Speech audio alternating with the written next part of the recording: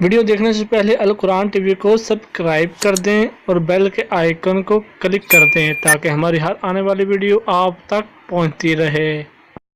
کتاب کا حوالہ یقیناً آپ کو سکرین پر دکھا دیا گیا ہوگا۔ اس کتاب میں یہ حدیث نبوی تحریر ہے کہ حضرت سیدنا ابو امامہ رضی اللہ تعالیٰ عنہ سے مروی ہے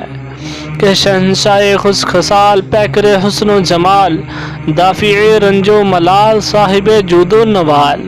رسول بے مثال، محبوب رب ذوالجلال، ان حضرت صلی اللہ تعالیٰ علیہ وآلہ وسلم کی ذات اقدس کا فرمان با کمال ہے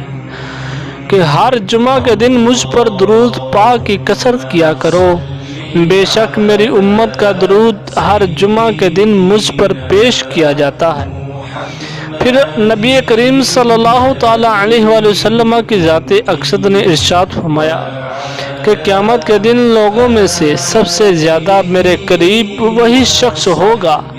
کہ جس نے دنیا میں سب سے زیادہ